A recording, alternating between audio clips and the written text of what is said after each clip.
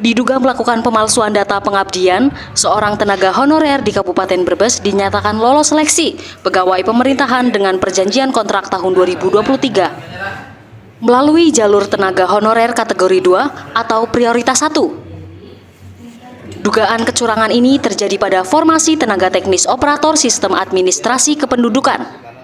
Bahkan, permasalahannya sudah dilaporkan ke PJ Bupati Brebes oleh peserta seleksi lain yang merasa dirugikan. Tak hanya itu, permasalahan ini juga diadukan ke DPRD Brebes kemarin. Dina Rizky Amalia, salah satu peserta seleksi P3K yang dirugikan, mendatangi gedung DPRD Brebes. Ia ditemui Ketua Komisi 1 DPRD Brebes, Heri Fitriansyah. Menurut Dina, honorer K2 dalam rekrutmen P3K memang mendapat prioritas untuk diterima. Kebijakan dari pemerintah itu diduga dimanfaatkan dengan memanipulasi data pengabdian. Terlapor diduga memanipulasi data dengan memundurkan masa pengabdiannya sebagai honorer, sehingga masuk dalam data honorer K2.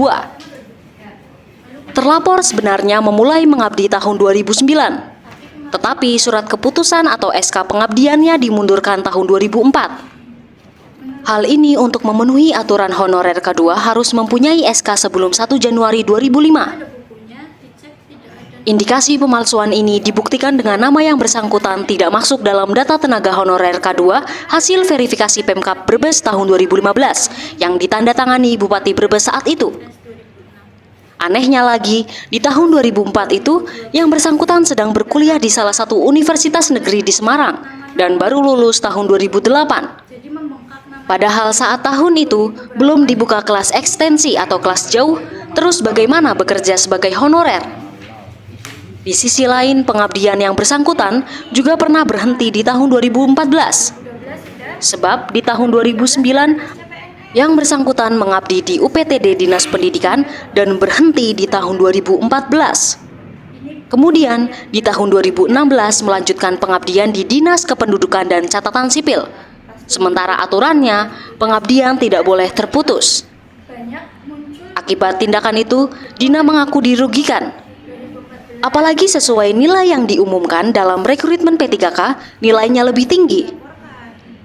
Namun karena masuk dalam honorer K2, yang bersangkutan menduduki ranking pertama dan pihaknya di urutan ketiga. Pengaduan ini gimana, Pak? Yang pertama, kami tentu saja menerima apapun informasi masuk, apalagi ini aduan ya, aduan dengan dokumen, dengan data yang memang memperkuat apa yang menjadi tujuan dari Mbak Dina. Kami dari Komisi 1 untuk permasalahan ini akan segera menindaklanjuti. Kami akan undang BKD sebagai leader dari kepegawaian dan kami juga mungkin perlu akan berkomunikasi dengan komisi lain untuk menyelesaikan di Dinas Pendidikannya. Ada saran sendiri, Pak, untuk terkait persoalan kayak gini ke depannya, Pak? Jadi permasalahan ini bukan permasalahan baru, ini adalah permasalahan yang sudah pernah terjadi di tahun-tahun sebelumnya dan alhamdulillah di tahun sebelumnya juga bisa selesai. Kami harap ini juga bisa selesai dengan baik.